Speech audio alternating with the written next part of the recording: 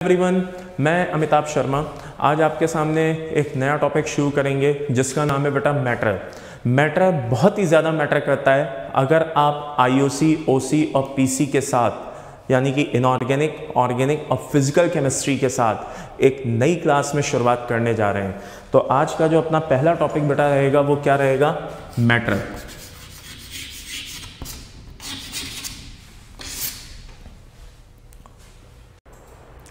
तो बच्चों ये अपना मैटर का क्लासिफिकेशन है और इसमें जितने भी आपको पॉइंट्स दिखाई दे रहे हैं इन हर एक पॉइंट्स को हमें स्टडी करना है, समझना है कि ये क्या है।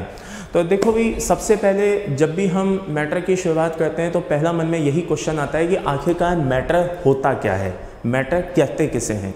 तो सीधी सी बात है, सब्सटेंस विच हैज़ सम मास, जिसके पास कोई मास हो, कोई भी ऐसा सब्सटेंस जिसका कोई मास हो एंड ऑक्यूपाई सम स्पेस, और वो कोई ना कोई जगह घेरता हो, तो उसको हम मैटर कहते हैं। सीधे शब्दों में बोल दूं, सब्सटेंस जिसका कोई मास हो और जो ऑक्यूपाई करता हो किस चीज़ को? स्पेस को, उसको हम किस नाम से जानते हैं लाला? मैटर। तो ये पहली बात क्लियर हो गई। आगे, मैटर दो पार्ट में रखा गया है, दो पार्ट में इसको क्लासीफाई किया गया है। एक फिजिकल क्लासिफिकेशन है और एक केमिकल क्लासिफिकेशन है। ऑब्वियसली नाम से ही काम समझ में आ रहा होगा कि फिजिकल क्लासिफिकेशन का मतलब है फिजिकल स्टेट के बेसिस पे मैटर को डिवाइड किया गया है कुछ पार्ट्स में, लाइक सॉलिड, लिक्विड और गैस। और उसी तरह से केमिकल क्लासिफिकेशन वो केमिकल प्रॉपर्टीज़ के बेसिस पर उसको क्या कहते हैं, दो पार्ट में क्लासीफाई किया गया है, जैसे प्योर सब्सटेंस और मिक्सचर। तो आइए वन बाय वन करके अब पढ़ना शुरू करते हैं। Number 1, physical classification. जैसा कि आप जानते हैं कि फिजिकल स्टेट के बेसिस पे तीन पार्ट्स में रखा गया है, सॉलिड, लिक्विड और गैस। बहुत ध्यान से सुनना है मेरी एक एक बात को, बहुत ध्यान से सुनना, कोई जल्दबाजी मत करना, आराम से ध्यान से इसको सुनना, ठीक है, और समझना। सॉलिड, लिक्विड और गैस। फिजिकल स्टेट के बेसिस पे सब्सटेंस कितने टाइप का? 3 टाइप का, सॉलिड, लिक्विड और गैस। कुछ इनकी अपनी प्रॉपर्टीज होती हैं। फॉर एग्जांपल, अगर मैं पहली प्रॉपर्टी की बात करूं तो ये है बेटा पार्टिकल डिस्टेंस। क्या है? Particle distance. जैसा कि हम सभी जानते हैं जो सॉलिड पार्टिकल्स होते हैं, सॉलिड सब्सटेंस होते हैं, ठीक है, उनके जो पार्टिकल्स होते हैं वो बहुत ही पास होते हैं, बहुत ही क्लोज होते हैं। यानी कि आप कह सकते हैं कि इनके पार्टिकल की जो डिस्टेंस होती है वो बहुत ही कम होती है। बात समझ में आ रही है? लेकिन अगर मैं लिक्विड और गैस को बात करूं, लिक्विड और गैस की बात करूं, तो as compared to solid, as compared to solid, solid से अगर मैं कंपेयर करूं पार्टिकल डिस्टेंस का, किसका? लिक्विड और गैस का, तो भैया गैस में ये पार्टिकल डिस्टेंस बहुत ज़्यादा होती है और लिक्विड की अगर मैं बात करूं तो आप कह सकते हैं कि ये मॉडरेट होती है। कैसी होती है? मॉडरेट होती है। तो सबसे कम डिस्टेंस जो होती है वो नो डाउट इन इट किस में होती है बेटा? सॉलिड में होती है। उससे थोड़ी सी ज़्यादा डिस्टेंस किस में होती है? लिक्विड के जो पार्टिकल्स होते हैं उनमें होती है। और सबसे ज़्यादा जो डिस्टेंस होती है, नो डाउट इन इट, वो डिस्टेंस हमें किस में देखने को मिलती है? गैसियस मॉलिक्यूल्स में देखने को मिलती है। ये बात समझ में आ गई? तो पहला हमारा पॉइंट होपफुली क्लियर हो गया होगा, पार्टिकल डिस्टेंस। तो आप कह सकते हैं मिनिमम, सॉलिड के लिए क्या बोल सकते हैं? मिनिमम। लिक्विड के लिए आप बोल सकते हैं मॉडरेट, और गैस के लिए आप बोल सकते हैं क्या? मैक्सिमम। ये बात समझ में आ गई? बहुत बढ़िया। आगे अब बात आती है लाला डेंसिटी की। तो अंडरस्टूड है, जब पार्टिकल्स बहुत क्लोज हैं, ऑब्वियसली इनकी डेंसिटी भी कैसी होगी? बहुत हाई होगी। तो सॉलिड में आप कह सकते हैं कि डेंसिटी मैक्सिमम रहती है। फिर लिक्विड के लिए आप वही वर्ड सेम यूज करेंगे, क्या? मॉडरेट। और गैस के लिए आप बोलेंगे कि ये डेंसिटी क्या होती है? मिनिमम। क्या होती है? मिनिमम। ऑब्वियसली पार्टिकल दूर दूर हैं, बिखरे बिखरे हैं, डिस्टेंस बहुत ज़्यादा है, तो डेंसिटी में कमी आना नेचुरल है। अच्छा, सॉलिड में क्या है? पार्टिकल्स बहुत क्लोज हैं, तो no doubt in it density कैसी होगी? हाई। लेकिन लिक्विड के लिए हम फिर एक ही वर्ड यूज करेंगे और वो वर्ड होगा क्या? मॉडरेट। आगे बात आती है लाला वॉल्यूम की। किसकी? वॉल्यूम की। जैसा कि हम सभी जानते हैं D = m/v होता है लाला। यानी कि अगर डेंसिटी हाई है, अभी हम पढ़ के चुके हैं, अगर डेंसिटी हाई है तो no doubt in it volume कैसा होगा? कम होगा। और अगर डेंसिटी कम है तो ऑब्वियसली वॉल्यूम ज़्यादा होगा, जैसा कि हम इस रिलेशन को अच्छे से जानते हैं। क्या? D = m/v। तो अकॉर्डिंग टू दिस रिलेशन कि अगर मैं बात करूं सॉलिड की, तो सॉलिड में जैसा कि अभी हमने पढ़ा है कि डेंसिटी कैसी होती है, बहुत ही ज्यादा हाई होती है, तो ऑब्वियसली इसका वॉल्यूम कैसा होगा, लो। ध्यान से देख लो, अगर डेंसिटी कैसी है, हाई, तो नो डाउट नेट इसका वॉल्यूम कैसा होगा, लो, यानी कि आप कह सकते हो मिनिमम। आगे गैस की बात करें, अगर उसकी डेंसिटी कैसी है लाला, मिनिमम, कैसी है, मिनिमम, तो नो डाउट नेट उसका वॉल्यूम कैसा होगा, हाई, उसका वॉल्यूम कैसा होगा, हाई। और फिर वही वाली बात आ गई किसकी लाला, लिक्विड की, तो लिक्विड के लिए ये कैसा होगा लाला, मॉडरेट होगा। कैसा होगा, मॉडरेट। तो मैं दोबारा से बोल देता हूं क्या, कि अगर वॉल्यूम की बात करूं, किसकी बात करूं, वॉल्यूम की, तो लाला सॉलिड के लिए ये मिनिमम, गैस के लिए ये मैक्सिमम, और लिक्विड के लिए फिर वही वर्ड यूज होगा क्या, मॉडरेट। लास्ट एंड फाइनल आता है लाला शेप। सॉलिड का शेप फिक्स हो सकता है, सॉलिड का शेप फिक्स हो सकता है, लेकिन अगर आप लिक्विड और गैस की शेप की बात करें तो अंडरस्टूड है बेटा कि वो उनका शेप फिक्स नहीं होगा। ये बात समझ में आ गई। तो by the end summary is this, थोड़ा सा मैं अपने सेटिस्फैक्शन के लिए दोबारा से एक छोटा सा रिकैप कर देता हूं क्या, कि फिजिकल क्लासिफिकेशन में फिजिकल स्टेट के बेसिस पे सब्सटेंस को 3 पार्ट में रखा गया है, सॉलिड, लिक्विड और गैस। और आओ मेरे साथ जल्दी जल्दी बोलो, अच्छे से बोलो, सोच समझ के बोलो, क्या, particle distance minimum, moderate, maximum, कोई डाउट, गुड। आगे डेंसिटी, इधर सॉलिड के लिए मैक्सिमम, मॉडरेट और गैस के लिए मिनिमम। आगे वॉल्यूम, सॉलिड के लिए मिनिमम, लिक्विड के लिए मॉडरेट और गैस के लिए मैक्सिमम। शेप, सॉलिड के लिए फिक्स, लेकिन लिक्विड और गैस के लिए फिक्स नहीं होता। यह बात समझ में आई। अब आगे चलते हैं। आगे समझने वाली बात यह है कि केमिकल जो है प्रॉपर्टीज, उसके बेसिस पे किस तरह से इसको क्लासिफाइड किया गया है, किस तरह से सब ग्रुप्स में रखा गया है, क्या किया गया है, वो भी आप जरा देख लें। केमिकल क्लासिफिकेशन के बेसिस पे इसमें 2 अलग अलग ग्रुप बना दिए, एक प्योर सब्सटेंस बना दिया और एक मिक्सचर बना दिया। एक क्या बना दिया, प्योर सब्सटेंस बना दिया, और एक क्या बना दिया, मिक्सचर बना दिया। प्योर सब्सटेंस की अगर मैं बात करूं तो प्योर सब्सटेंस में 2 तरह के सब्सटेंस आएंगे, one is element, second is compound. Pure substance में कितने तरह के आएंगे, 2 तरह के आएंगे, one is element, second is compound. ये 2 तरह के सब्सटेंस आएंगे। अब अंडरस्टूड है लाला कि एलिमेंट्स क्या होता है, एलिमेंट क्या होते हैं, तो इस बात को बहुत अच्छे से समझें। अगर सेम टाइप के एटम्स मिलकर के, बड़ी सिंपल लैंग्वेज में बता रहा हूं, अब इससे सिंपल मैं क्या बोलूं, कि अगर सेम टाइप के एटम मिलकर के कोई सब्सटेंस बना रहे हैं तो वो एलिमेंट कंसीडर होगा। अगर सेम टाइप के एटम्स मिलकर के कोई सब्सटेंस बना रहे हैं तो वो कैसे कंसीडर होगा, एज अ एलिमेंट कंसीडर होगा। ये बात समझ में आ रही है। मैं दोबारा बोल देता हूं, substance which are made up of same type of atom, that is known as, किस नाम से जाएंगे, एलिमेंट्स। अब एलिमेंट को 3 तरह से कैटेगराइज किया गया है, मेटल, नॉन मेटल और मेटलॉइड्स। मेटल, नॉन मेटल और मेटलॉइड्स। जब आप 11th में आएंगे तो नो डाउट इन इट आपको इनकी बहुत सारी प्रॉपर्टीज जानने को मिलेंगी, समझने को मिलेंगी। ठीक है, अभी तो मैं सिर्फ आपको थोड़ा सा ब्रीफ कर देना चाहता हूँ, हल्का फुल्का कुछ बता देना चाहता हूँ, ताकि आपको एक हल्का सा आइडिया रहे कि भाई फाइनली मेटल, नॉन मेटल या मेटलॉइड्स क्या होते हैं। अदरवाइज हम इसके बारे में डिटेल स्टडी करेंगे जिस समय हम 11th में शुरू करेंगे चैप्टर्स को। ठीक है, फॉर एग्जाम्पल जैसे मेटल को आप ले लीजिए, तो मेटल की कुछ फिक्स होती है नेचर, जैसे ये यूजुअली आयनिक बॉन्ड बनाना पसंद करता है। अब आप बोलेंगे भाई आयनिक बॉन्ड क्या होता है, तो इसीलिए मैं कह रहा हूं कि मैं बहुत ज़्यादा डिटेल में अभी नहीं जाना चाहता। जब टॉपिक शुरू होगा तो इन सब के बारे में हम डिटेल स्टडी करेंगे। तो बस मैं एक हल्का सा आपको आइडिया दे रहा हूँ ताकि आपके दिमाग में एक इम्प्रेशन रहे कि भाई आखिरकार मेटल को किस तरह से डील करना है, नॉन मेटल को किस तरह से समझना है, मेटलॉइड्स को किस तरह से समझना है। तो बेटा जो मेटल होता है वो यूजुअली आयनिक बॉन्ड बनाता है। क्या बनाता है, आयनिक बॉन्ड बनाता है। इसके बनने वाले जो ऑक्साइड्स होते हैं, जैसे मान लो सोडियम को ले लो, किसको ले लो, सोडियम को, तो सोडियम का जैसे ऑक्साइड होगा Na2O, या मैग्नीशियम को ले लीजिए MgO। तो ये जो ऑक्साइड्स होते हैं बेटा ये नेचर में बेसिक होते हैं। कैसे होते हैं? बेसिक, जी हाँ, बेसिक ऑक्साइड्स बनाते हैं। उसी तरह से अगर मैं नॉन मेटल की बात करूं तो नॉन मेटल आप यूं कह सकते हैं कि मेटल जैसे कंपैरेटिवली हार्ड होते हैं, तो नॉन मेटल कंपैरेटिवली कैसे होते हैं? सॉफ्ट होते हैं। और दूसरी चीज़ ये कोवेलेंट कंपाउंड बनाते हैं। कैसा कंपाउंड बनाते हैं बेटा? कोवेलेंट कंपाउंड बनाते हैं। मेटल तो यूजुअली कैसा बनाते हैं? आयनिक।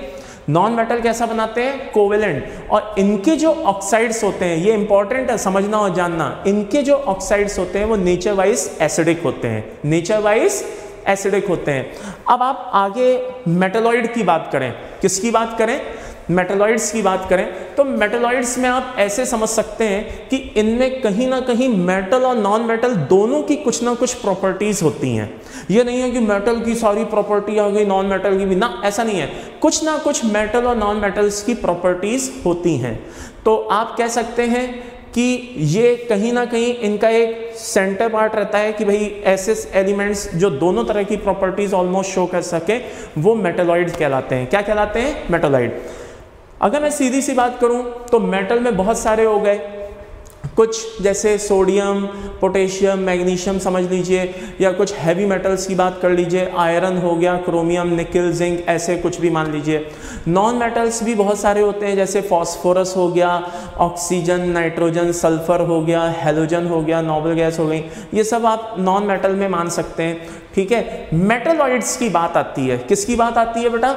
मेटलॉइड्स की बात आती है। तो मेटलॉइड्स फिक्स होते हैं, मेटलॉइड्स फिक्स होते हैं। फॉर एग्जाम्पल जब आप आगे जाकर के पढ़ेंगे 11th क्लास में तो आपको पता चलेगा भाई एक पीरियोडिक टेबल रहती है अपनी, वो तो खैर इतना तो सबको पता होगा, मुझे पता है हाँ, कि इतना आप सब जानते होंगे कि भाई जो पीरियोडिक टेबल होती है उसमें पी ब्लॉक होता है। वैसे तो 4 ब्लॉक होते हैं, S block, P block, D block, F block, होते नहीं होते हैं। तो उसी तरह से जो पी ब्लॉक होता है तो पी ब्लॉक में 6 ग्रुप्स होते हैं। कितने ग्रुप्स होते हैं बेटा? 6 ग्रुप्स होते हैं। अब ये मत सोचने बैठ जाना क्यों होते हैं, किस लिए होते हैं। मैंने कहा ना जब आप 11th में पढ़ोगे तो ये सारी बातें आपको बहुत डिटेल में बहुत अच्छे से समझाई जाएंगी। तो फिलहाल जो मैं आपको बता रहा हूँ सिर्फ उस पर फोकस करें जो मैं आपको बताना चाह रहा हूँ। क्या होता है कि उसमें 6 ग्रुप्स होते हैं। जैसे एक बोरोन का हो गया, उसको हम बोरोन फैमिली बोल देते हैं। कार्बन का हो गया तो उसको हम कार्बन फैमिली बोल देते हैं। नाइट्रोजन का हो गया तो हम उसको नाइट्रोजन फैमिली बोल देते हैं। ऑक्सीजन, ऑक्सीजन फैमिली हो गई, हेलोजन फैमिली हो गई, नोबल गैस फैमिली हो गई। इस तरह से टोटल 6 ग्रुप्स होते हैं। कितने ग्रुप्स होते हैं? 6 ग्रुप्स। तो 6 ग्रुप्स में इस सारे पी ब्लॉक में आपको नॉन मेटल भी देखने को मिलेंगे, आपको मेटल भी देखने को मिलेंगे और आपको मेटलॉइड भी देखने को मिलेंगे। तो जैसे फॉर एग्जांपल कार्बन फैमिली की बात करें, किसकी बात करें लाला? कार्बन फैमिली की। तो कार्बन फैमिली में आप कह सकते हैं सिलिकॉन, जर्मेनियम, ये क्या हो गए लाला? मेटलॉइड हो गए। क्या हो गए? मेटलॉइड हो गए। उसी तरह से कार्बन फैमिली के बाद जैसे हम बात करें नाइट्रोजन की तो आर्सेनिक और एंटीमनी, बात समझ में आ रही है? उसी तरह से नाइट्रोजन फैमिली के बाद हम बात करें ऑक्सीजन फैमिली की तो हम बोल सकते हैं सेलेनियम और टेलुरियम, सेलेनियम और टेलुरियम। बात समझ में आ रही है? तो इन एलिमेंट्स को यूजुअली कैसे कंसीडर किया जाता है लाला? मेटलॉइड्स। कैसे कंसीडर किया जाता है? मेटलॉइड्स। ये बात समझ में आ गई? इसमें थोड़ा सा एक हल्की सी कंट्रोवर्सी आती है। आपके जैसे बोर्ड बुक को आप उठा करके देखेंगे तो यूजुअली एक मतलब पार्ट में जैसे 11th या 12th का कोई एक पार्ट है तो उसमें सिलिकॉन को मेटलॉइड माना है, ठीक है ना, 11th के पार्ट में, और वहीं 12th के पार्ट में सिलिकॉन को मेटलॉइड नहीं बोला है। तो आप इसको फाइनली मेटलॉइड ही मान करके चलें कि हाँ भाई ये भी एक तरह का मेटलॉइड होता है। ऐसे कभी कभी छोटी मोटी कंट्रोवर्शियल चीज़ें हो जाती हैं तो आप उसको ज़्यादा पैनिक होने की ज़रूरत नहीं है। अब आगे तो by the end summary is this, ये बात ध्यान से सुन लें और समझ लें क्या कि ये मेटलॉइड्स होते हैं जिनमें मेटल और नॉन मेटल दोनों की कहीं ना कहीं कुछ ना कुछ क्वालिटीज़ होती हैं और इसीलिए हम इनको क्या बोलते हैं? मेटलॉइड्स। क्या बोलते हैं? मेटलॉइड्स। एनीवेज आगे इन नॉन मेटल्स या इनकी सबकी एक स्पेशलिटी होती है। ये जो एलिमेंट्स हैं, नॉट इवन सिर्फ मैं मेटलॉइड की बात नहीं कर रहा, मैं नॉन मेटल्स की भी बात कर रहा हूँ। सिर्फ मेटल की बात नहीं कर रहा, मैं किन की बात कर रहा हूँ? नॉन मेटल्स की और मेटलॉइड्स की। इनमें एक स्पेशलिटी होती है क्या कि ये एटॉमिसिटी शो करते हैं। क्या शो करते हैं बेटा? एटॉमिसिटी। क्या मतलब? एटॉमिसिटी का मतलब होता है number of atoms, number of atoms in a molecule, किसी मॉलिक्यूल में कितने एटम्स हैं। अब क्या मतलब, अरे भाई सीधा सा मतलब है, याद करो ऑक्सीजन बोलते हो नहीं बोलते हो, तो ऑक्सीजन को कैसे बोलते हो O2, नाइट्रोजन बोलते हो N2, जैसे कि आप फॉस्फोरस बोलते होगे P4, सल्फर बोलते होगे S8, बोलते नहीं बोलते हैं। तो बेटा एटॉमिसिटी, मैंने वापस से वर्ड यूज किया, क्या, एटॉमिसिटी। एटॉमिसिटी का मतलब होता है number of atoms, number of atoms in a molecule, यानी कि एक मॉलिक्यूल में कितने एटम्स का इन्वॉल्वमेंट है, उस मॉलिक्यूल को बनाने के लिए कितने एटम्स का इन्वॉल्वमेंट है, ये उसकी एटॉमिसिटी कहलाती है। अरे भाई क्लियर है। तो इसी तरह से मैं आपको जैसे क्लियर कर दूं, फॉर एग्जाम्पल जरा ध्यान से देखना,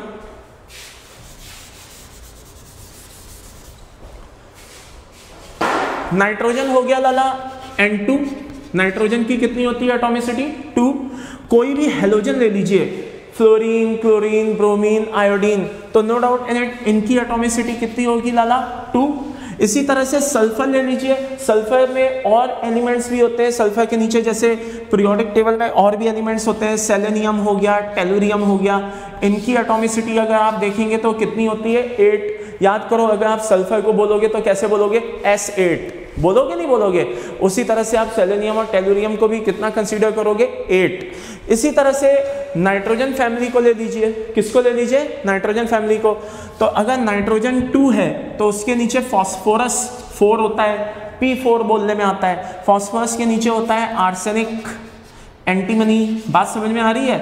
ये भी कितने कितने होते हैं लाला 4।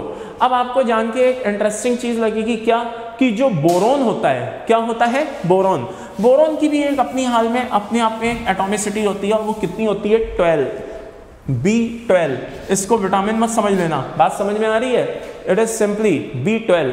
जब आप 11th में आ जाएंगे और हायर क्लासेस में आ जाएंगे, लाइक 12th में आ जाएंगे, तो आपको इनके स्ट्रक्चर्स पढ़ने को मिलेंगे। फॉर एग्जांपल जैसे P4 है, क्या है बेटा P4, ये टेट्राहेड्रल फॉर्म में अरेंज रहता है। अब मत अभी फिलहाल ये डिस्कस नहीं करूंगा भाई टेट्राहेड्रल कैसा होता है, क्या होता है, इसके लिए मैंने कहा ना कि हमें बहुत सी चीजें पढ़नी पड़ेंगी। तो जैसे P4 है लाला, तो P4 है वो टेट्राहेड्रल फॉर्म में अरेंज होता है। जैसे S8 है वो एक अलग क्राउन शेप उसकी स्ट्रक्चर होती है। उसी तरह से B12 ये आइकोसाहेड्रल फॉर्म होती है। मैं दोबारा बोलता हूं, रिपीट करता हूं, आइकोसाहेड्रल फॉर्म होती है। तो इस तरह से बहुत से एलिमेंट्स होते हैं बेटा जो एटॉमिसिटी शो करते हैं। पहली ये बात क्लियर हो गई। तो by the end summary is this, pure substance में हमने समझा एलिमेंट्स को। एलिमेंट्स में होते हैं लाला मेटल, मेटलॉइड और नॉन मेटल्स। यहां तक होपफुली आपको क्लियर हो गया होगा। दूसरा पार्ट हम देखते हैं लाला कंपाउंड। क्या देखते हैं बेटा, कंपाउंड। देखो कंपाउंड वर्ड आते ही आपको समझ जाना चाहिए, 2 या 2 से ज़्यादा डिफरेंट टाइप के एटम्स मिलकर के जो एक सब्सटेंस बना रहे हैं वो कंपाउंड कहलाता है। जैसे फॉर एग्जांपल H2O, क्या H2O, इससे सिंपल मैं एग्जांपल क्या लूँ, H2O को आप देखें तो इसमें 2 अलग अलग तरह के एलिमेंट्स हैं, एक हाइड्रोजन है और एक ऑक्सीजन है, एक हाइड्रोजन है और एक ऑक्सीजन है। 2 अलग अलग एलिमेंट मिलकर के एक नए तरह का सब्सटेंस बना रहे हैं, this is known as compound. Glucose को ले लीजिए, कार्बन भी है, हाइड्रोजन भी है, ऑक्सीजन भी है, अरे हाँ या ना। तो 2 या 2 से ज़्यादा डिफरेंट टाइप के एटम्स मिलकर के जो सब्सटेंस बनाते हैं that is known as compound. Clear है। कितने टाइप के होते हैं भाई, 2 टाइप के होते हैं, एक इनऑर्गेनिक कंपाउंड होते हैं और एक ऑर्गेनिक कंपाउंड होते हैं। अब आप बोलोगे सर इन दोनों में डिफरेंस क्या होता है, तो मैं आपको एक बिल्कुल सिंपल सा डिफरेंस बताता हूं जो आपको जान लेना बहुत जरूरी है।